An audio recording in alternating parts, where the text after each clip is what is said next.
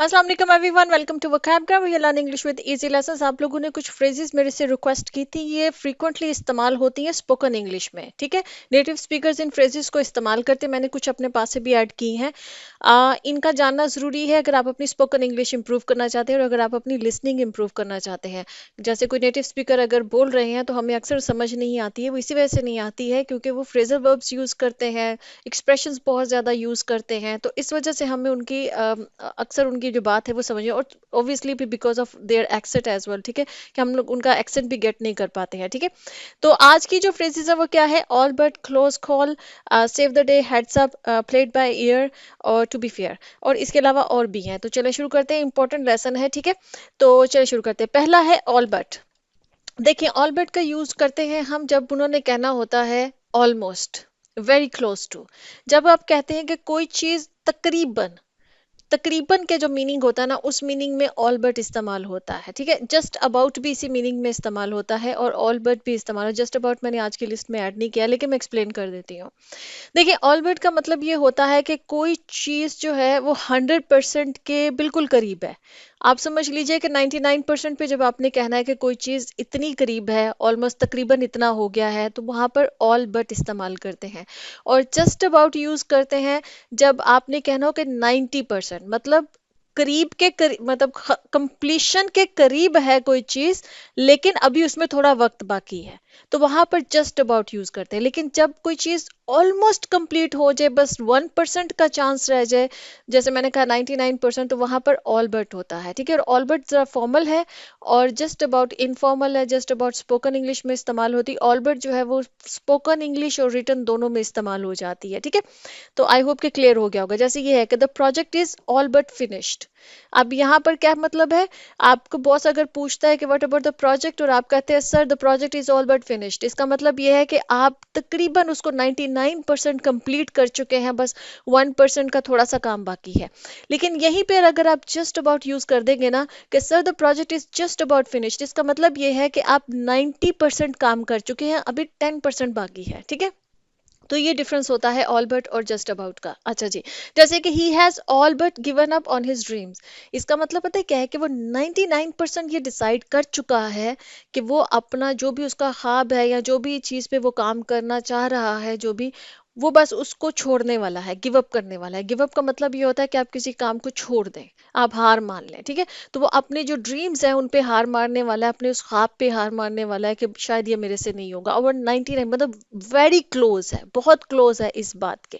ठीक, अब जैसे है she was all but crying, मतलब वो बहुत करीब थी रोने के, बस रोने ही वाली थी। जैसे आप कह लें कि आंसू उसकी आंखों में बस आ चुके थे, बस वो आंखों से आंसू जो है वो झलकने ही वाले थे, तो वहां पर ऑल बट यूज किया। जस्ट अबाउट का मतलब ये है कि उसका आंखों में आंसू तो नहीं आए थे, लेकिन उसका फेस ऐसा बन गया था कि शायद वो रो देगी। बस इतना डिफरेंस होता है ऑल बट और जस्ट अबाउट का। आई होप के क्लियर हो गया होगा। नेक्स्ट हमारे पास है जी क्लोज कॉल। क्लोज कॉल जो है वो यूज किया जाता है किसी ऐसी सिचुएशन में where something bad almost happened but was avoided at the last moment। ठीक है, कि कोई चीज जो है, कोई बुरा इंसिडेंट, कोई बुरी चीज, वो बस होने ही वाला था और आखिरी मिनट पे, लास्ट मोमेंट में जो है ना, वो आप उससे बचे। मतलब जिसको कहते हैं ना कि बाल बाल बचना, उसके लिए क्लोज कॉल कहा जाता है। कहते हैं कि भाई हम तो बाल बाल बचे, उर्दू में बोला जाता है ना, तो बस समझ लीजिए कि वही इंग्लिश में है क्लोज कॉल, कि it was a close call, मतलब कि हम बस बाल बाल बचे। जैसे सेंटेंस क्या होगा? I almost got hit by a car while crossing the road, it was a close call. कि मैं बस बाल बच, मतलब हम लोग जो है ना जब रोड को क्रॉस कर रहे थे, तो हम हमारे कार का जो है किसी दूसरी कार के साथ हिट करने ही वाले थे, बस बाल बाल बचे। इसका ये मतलब है कि आप क्रॉस कर रहे थे रोड को और कोई दूसरी कार थी, आप उसको हिट ही करने वाले थे, बस थोड़ा सा करीब से बचे हैं आप तो। ठीक है, कि मतलब कि बाल बाल बचे हैं। जैसे कि that was a close call, we nearly missed our flight, मतलब बहुत हम इस बात के बहुत करीब थे कि फ्लाइट हमारी मिस हो जाती, वैसे आप जस्ट लास्ट मोमेंट में वहां पहुंचे और आपने बोर्ड किया अपनी फ्लाइट पे। ठीक है, तो इसका मतलब है कि it was a close call, कि भाई आप बस फ्लाइट मिस करने ही वाले थे, अगर थोड़ा सा 1 मिनट और आप लेट हो जाते तो शायद मिस हो जाती फ्लाइट। अच्छा जी, नेक्स्ट हमारे पास वो है जी save the day. Save the day हम तब यूज करते हैं जब कोई आपको आखिरी मोमेंट पे किसी बुरे एक्सपीरियंस से बचा ले, या किसी बड़ी प्रॉब्लम से बचा ले, किसी बड़ी मुश्किल से बचा ले, तो उसको कहेंगे आप यू सेव द डे। मतलब brother you save the day, या sister you save the day, कि भाई तुमने मेरी जो ना आखिरी टाइम पे मुझे इस मुश्किल से बचा लिया। जैसे कि I forgot my wallet but my friend save the day bye paying for dinner. आप डिनर पे गए कहीं पर, और आपको वहां पर अचानक महसूस हुआ खाना खाने के बाद, जब बिल पे करने की बारी आई, कि भाई आप तो अपना वॉलेट ही घर भूल आए हैं, तो फिर आपके दोस्त ने पे कर दिया डिनर पे, and that friend saved your day. ठीक है, उसने आपको आखिरी मोमेंट पे एक मुश्किल से बचा लिया। इसी तरह से the fire fighters save the day by putting out the fire before it spread. जो फायर फाइटर्स थे, उन्होंने एक बड़ी प्रॉब्लम से मतलब बचाया, कि जो आग थी उसको जल्दी से बुझा दिया इससे पहले कि वो फैल जाती। ठीक है, पुट आउट का मतलब ये होता है बुझाना कोई भी चीज को। Put out the candle, candle को बुझा दो। ठीक है, पुट आउट द फायर, आग को बुझा दो। किसी भी आग को, किसी भी चीज को बुझाने को हम के लिए ये फ्रेजल वर्ब है पुट आउट, उसको यूज करते हैं। ठीक है, अच्छा जी, नेक्स्ट हमारे पास है डोंट पुश योर लक। अपनी जो है ना वो लक को पुश ना करो। इसका मतलब ये है कि डोंट टेक अननेसेसरी रिस्क। जब आपने किसी को कहना है ना कि खाम खा में खुद को मुश्किल में मत डालो, या खाम खा के जो रिस्क हैं, अननेसेसरी रिस्क जो है वो मत लो। ठीक है, कोई इंसान है वो खाम खा का मसले जो है वो अपने गले डाल रहा है, तो वहां पर आप उसको कहेंगे डोंट पुश योर लक। कभी खाम खा में इतने जो अननेसेसरी रिस्क जो है वो मत लो, अपने आप को मुश्किल में मत डालो। जैसे कि you have already gotten away with being late once, don't push your luck. देखे ना, जैसे आपका दोस्त है ऑफिस में, वो पहले एक दिन लेट आया, बॉस ने पकड़ लिया, वो दूसरे दिन फिर लेट आ रहा है, तो वहां पर आप उसे कहेंगे कि भाई पहले तुम जो है ना वो एक दफा लेट आकर बड़ा बचे हो, मुश्किल से बचे हो, बॉस ने तुम्हें स्पेयर किया है, तो डोंट पुश योर लक। मतलब कि अब अपनी जो लक है उसको मजीद मत आजमाओ कि तुम दूसरी दफा भी बच जाओगे, तो बेहतर है कि टाइम पर आओ। ठीक, इसी तरह से you just barely escape getting in trouble, don't push your luck by arguing with the teacher।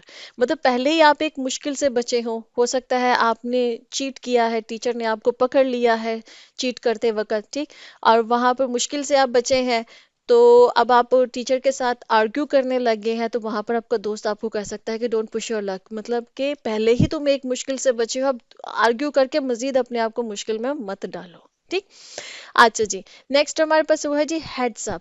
Heads up बड़ा मजे का फ्रेज है, इसको बड़ा फ्रीक्वेंटली इस्तेमाल किया जाता है। इसका मतलब होता है अ वार्निंग और अलर्ट।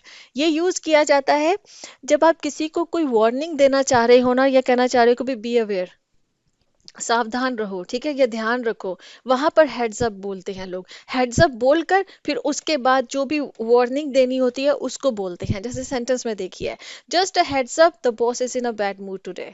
ठीक है, आपको कुलीग कह सकते हैं कि भाई एक वार्निंग आप लोगों को दे रहा हूँ कि आज जो बॉस है वो बहुत बुरे मूड में है। तो इसका क्या मतलब है कि भाई आज थोड़ा सा केयरफुल रहिए सबके सब, क्योंकि बॉस बुरे मूड में है, तो हो सकता है कि अगर आप कोई गलती करें तो आपको डांट पड़ जाए, या किसी किस्म के कुछ और मसला क्रिएट हो जाए। ठीक है, इसी तरह से just giving you a heads up there is a test next week. ये क्लास में कहा जा सकता है, सब क्लासमेट्स को कहा जा सकता है। एक फ्रेंड बोल सकता है कि भाई आप लोगों को वार्निंग दे रहा हूँ कि अगले वीक जो है वो टेस्ट आ रहा है। ठीक है, टीचर जो है she is planning to give you a test. ठीक है, तो ये एक चीज हो सकती है।